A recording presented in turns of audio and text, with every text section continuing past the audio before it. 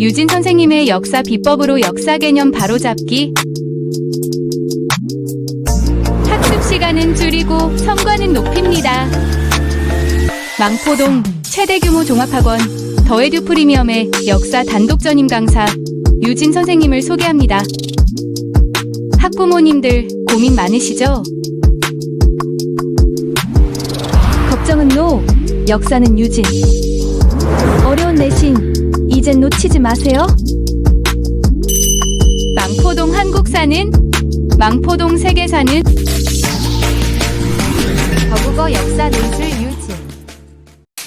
자, 그러면 수업 시작해 보겠습니다. 오늘 여러분 드디어 조선 후기에 오게 됐어요. 우리 지난 시간에 고려사 했었을 때는 고려를 몇 등분 했어? 그렇지, 5등분을 했었단 말이야. 근데 조선시대는 얘들아 그렇게 나누어가지고 진행하고 있지 않고 1392년에 건국했었던 이 조선이라는 나라에 대해서 1894년 갑오개혁까지 봤을 때 500년의 역사잖아. 고려랑 비슷한 500년의 역사인데 왜 이렇게 안 나누지? 우리는 양난의 기준으로 전기와 후기로 구분을 하고 있어. 우리는 이 양난, 조선 중기의 양난의 모습이 이제 지난 시간에 끝이 나게 되면서 후기로 넘어오게 된 거야. 이제 본격적인 조선 후기라고 볼 수 있지. 어떻게 수업을 시작하자마자 갑자기 딸꾹질이 시작이 될까?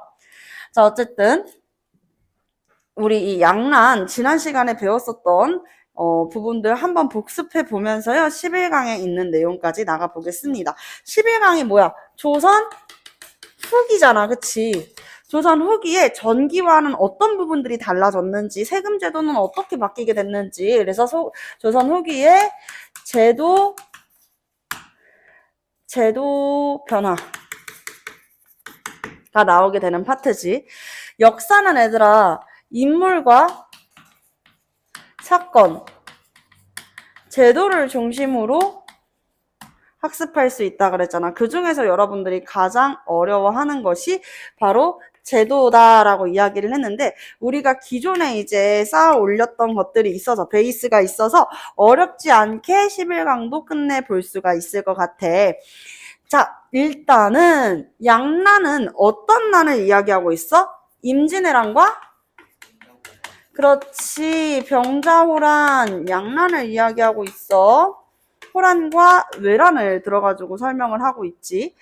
그러면 임진왜란 때 임금은 누구였었어요? 선조였었지, 선조. 선조. 그리고 그 다음은 선조와 후궁 사이에서 태어난 둘째 아들 강해군.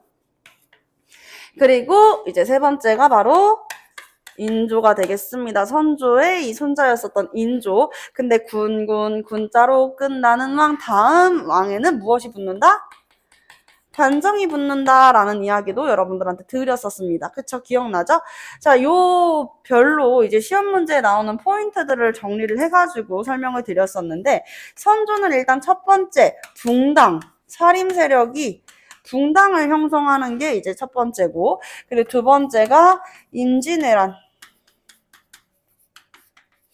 임진왜란에 특히 고등학교 친구들 내신에서는 과정이 시험에 나올 수 있지만 중학교와 그리고 수능 시험에서는요, 임진왜란의 배경과 그리고 전후, 결과, 전쟁 후에 그 결과에 대해서 물어보는 문제가 많이 출제가 되니 이 부분 위주로 요약을 해드리도록 하겠습니다. 아시겠죠?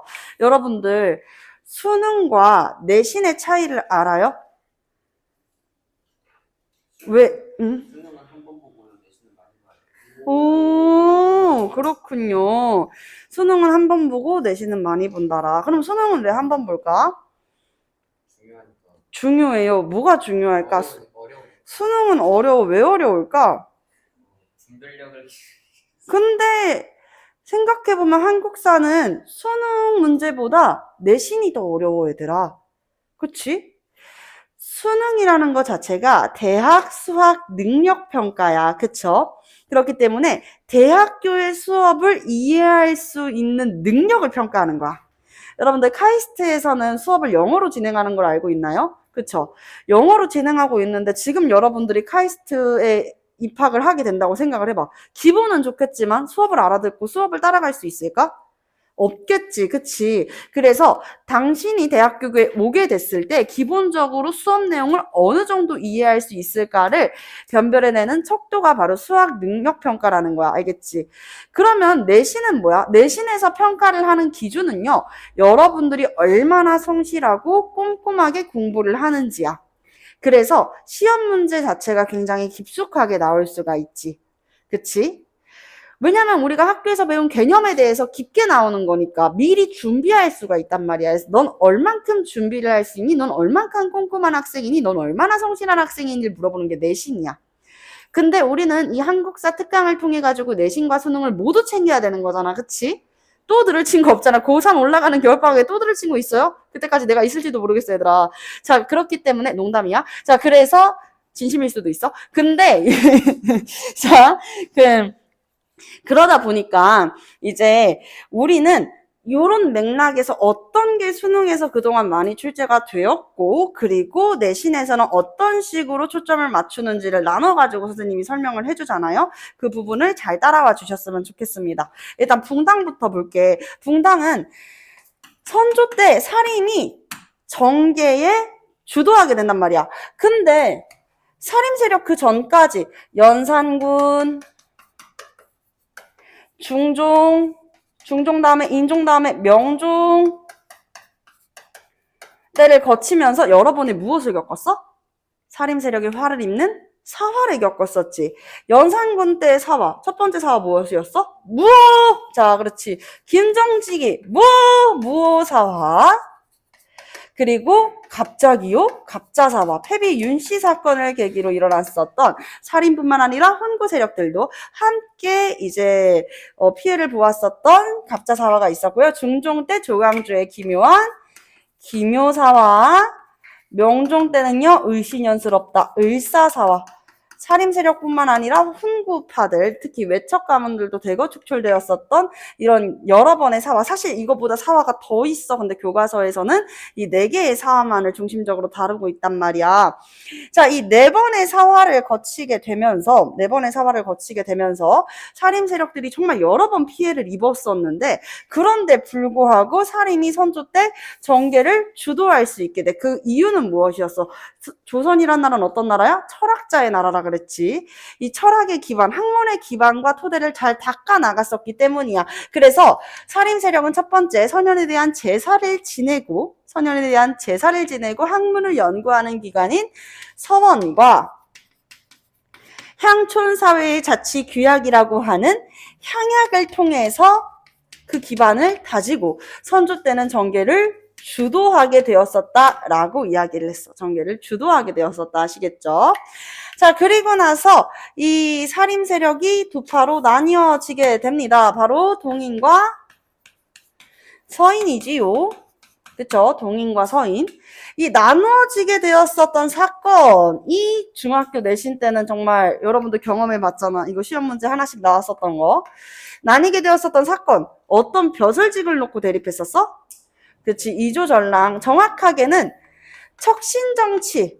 그러니까 외척 가문이 신하인 이 척신정치를 어떻게 척결을 해야 되냐. 동인은 뿌리 뽑아야 된다. 서인은 다소 소극적이었었다라고 이야기를 했고, 척신정치 척결에 대해서 의견이 나뉘었었고, 두 번째가 이제 2조. 2호 예병형 공이라고 하는 6조 중에서도 인사를 담당하는 이 2조에 전랑이라고 하는 벼슬직을 놓고 나뉘어지게 된다라는 것이죠. 이 벼슬직을 너가 하는 게 맞아? 너 외척 아니야? 너도 외척 아니야? 하면서 동인에는 김효원, 서인에는 심을겸으로 나뉘어지게 되었었다라고 이야기를 했었어요. 어려운 내용 없었죠. 자, 그리고 나서는요, 이제 정여립 모반 사건 이후에 이 동인 세력들도 북인과 남인으로 나뉘어지게 됩니다. 북인과 남인으로 나뉘어지게 되었었어. 그리고 이 북인은 주로 임진왜란 때 의병 활동을 했었던 행동하는 선비들이 많았었지. 그치? 자, 동인은요, 영남학파예요. 기본적으로. 영남학파인데, 그래서 태계 이황과 남명 조식 선생님의 제자들이 많았었다라고 그랬었잖아. 그 중에서 남인이 퇴계 이황, 그리고 북인이 남명조식의 제자가 많았다. 그중 북인은 실천을 강조하는 행동하는 선비들로서 이들은 이제 임진왜란 때 의병 활동을 많이 했었고, 그리고 강해군을 지지하는 세력이었었다고 이야기를 드렸었어요. 그쵸? 자, 여기 이렇게 보게 되면 북인, 남인, 서인이 있잖아. 이들이 주장하는 바가 무엇이었는지를 고등학생 친구들은 이제는 캐치를 해주셔야 돼요. 서인에는요, 뭐가 많았었다 그랬어요? 정통 성리학자가 많았다라고 말씀을 드렸었죠. 그렇기 때문에 이 서인 세력들이 주장했었던 것은 정통 성리학, 우리 정도전, 새로운 나라, 도전 생각하면 돼. 정도전은 신권 중심에, 아니 정도전이 충분히 왕할 수 있을 텐데 그럼 정치의 나라를 만들지 왜 굳이 이성기를 안 쳤을까? 왕보다 중요한 건 뭐야? 왕이 어진 정치를 이끌어갈 수 있도록 옆에서 도와주는 신하가 더 중요한 거야. 그래서 신하를 중심으로 생각을 하니까 이방원이 야 그럼 이게 정씨의 나라지 이씨의 나라야? 하면서 1차 왕자인한 때 이 정도전을 결국에 제거하게 되었었잖아. 그치? 그래서 정통 성리학자들은 기본적으로 신권을 중시합니다. 신권 중심으로 생각을 했었고, 그리고 남인 세력들은 무엇을 중심으로 생각을 했냐? 퇴계 이황 선생님은 계속 관직 자리에 올랐었다라고 말씀을 드렸었죠. 그쵸? 그렇기 때문에 퇴계 이황 선생님은 왕권, 남인 세력들은 왕권을 위주로 생각을 했었고, 북인은요, 남명 조식 선생님은 퇴계 이황 선생님이 직접적으로 야 왕께서 그렇게까지 출사 제의를 하면은 계속 거절하는 것도 예의가 아니다라고 이야기를 했는데, 아니 난 나라의 관직이 될 생각이 없습니다라고 이야기를 했어. 실천하는 선비, 실천을 강조했다. 지행합일, 실천 강조 이렇게 볼 수가 있습니다. 실천, 왕권, 신권 해가지고 이렇게 정리를 해볼 수가 있는 것이죠. 자, 선조는 임진왜란 때 광해군을 세자로 책봉을 했었어. 그치? 임진왜란이 발발하고 의주로 피랑 가는 길에 이제 광해군을 세자로 책봉했었는데, 여기에서 중요한 거는 무엇이냐면 그럼 그 전까지 왜 세자를 책봉하지 않았느냐? 선조는 자신과 왕비 사이에서 태어난 아들을 정호로 이렇게 삼으려고 했었단 말이야. 근데 광해군은 아무리 그래도 후궁의 둘째 아들이다 보니까 세자로 책봉을 하지 않고 있었던 거지. 괜히 여기에 첨언했었던 정철만 유배를 갔었잖아. 그치? 그래서 선조는 광해군보다도 9살이 어린 여자를 데리고 와가지고 이제 계비로 삼게 되는 거야. 그가 바로 임목대비였어. 이 광해군 입장에서는 새엄마잖아. 그치? 새엄마인데 나보다도 어린 새엄마라니 아니나 다를까 임목대비가 이제 임신을 하게 되고 아이가 태어났는데 그 아이가 딸이었어, 아들이었어? 아들이었어. 바로 영창대군이었었지. 자, 그래서 영창대군파, 광해군파가 나뉘어지게 되었었어. 북인 세력들도 나름 나뉘어져서 대북, 조금 더 많은 사람들이 대북이었거든요. 대북은 광해를 지지했었고요. 영창대군을 지지했었던 것은 소북이 되겠습니다. 소북으로 나뉘어지게 되었었다. 요렇게까지 끊어가지고 보시면 돼요. 어려운 내용 없었죠. 자, 임진왜란의 배경 같이 한번 보겠습니다. 임진왜란의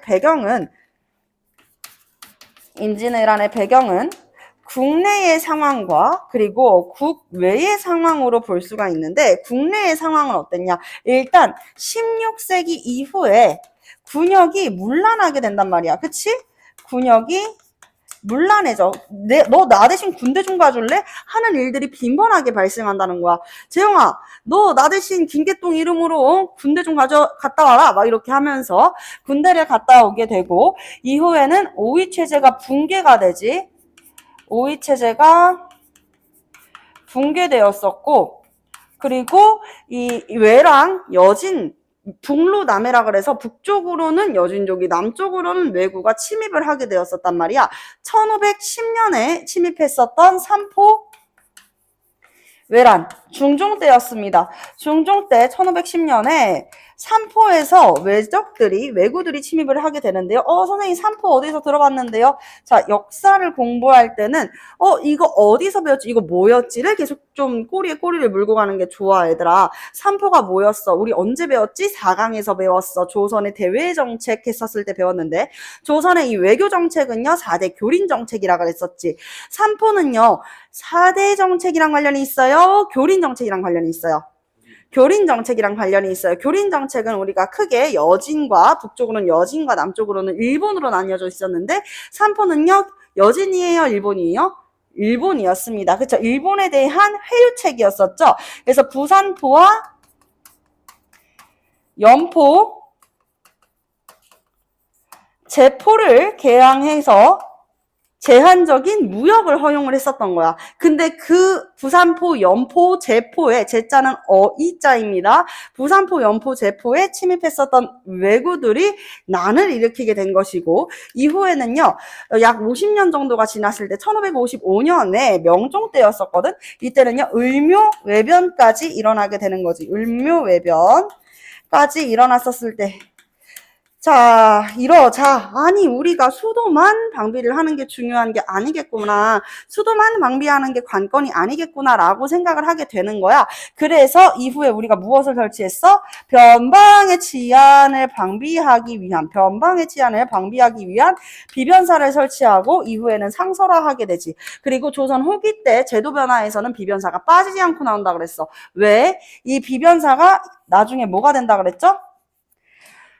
양난 이후에는 최고의 권력기구화가 된다라고 이야기를 했습니다. 정치기구가 됩니다. 원래는 변방의 치안을 방비하기 위한 임시군사시설이었었는데 이후에는 무엇이 되는 거라고요? 이후에는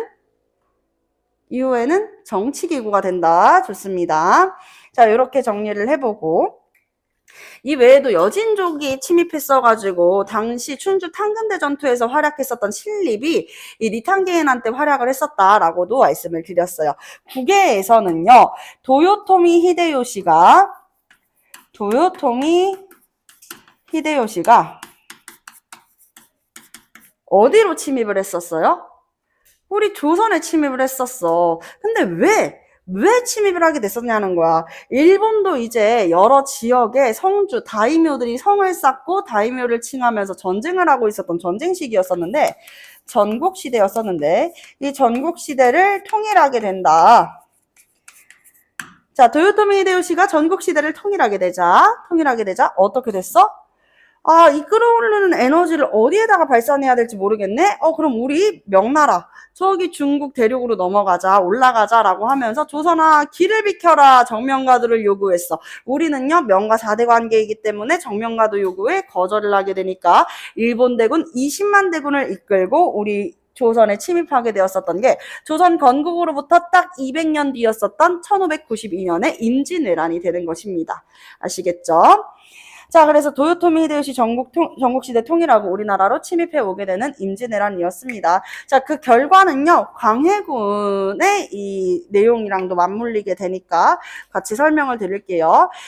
광해군이 했었던 것이 무엇입니까? 라고 물어보면은 전후처리야. 전쟁이 끝났으니까 전쟁이 끝난 후에 나라의 상황을 어떻게 처리할 것인가? 전후처리.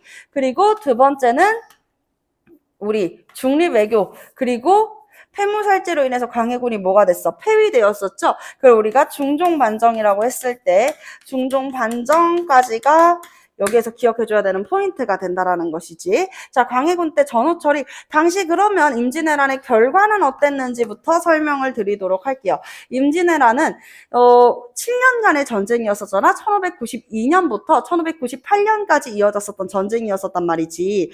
이 전쟁이 끝이 나면서 국토가 황폐화가 되고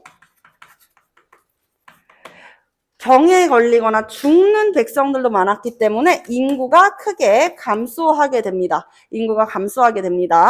자, 그리고 나서 또 어떤 변화가 있었어요? 맞아요. 여러분들, 우리나라의 귀중한 토지대장과 호적대장이 소실이 되었었고, 더불어서 우리나라의 귀중한, 문화유산들도 소실되었습니다. 경복궁과, 그리고 경주에 가면 뭐 있어요?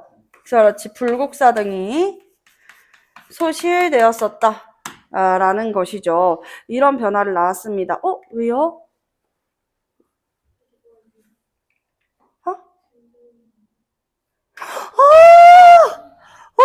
정말. 야, 얘들아. 맞아. 이렇게 이야기를 좀 해줘. 중종반정이 아니라 인조반정이잖아.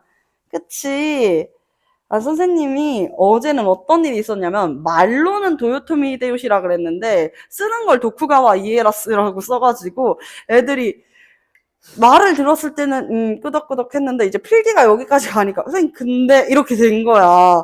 선생님이 말하면서 쓰다 보니까 판서에는 조금 실수가 있을 수 있거든요. 그럴 때 정정을 좀 부탁드립니다. 아주 좋습니다. 선생님이 이따가, 소정의 사은품을 드리도록 할게요.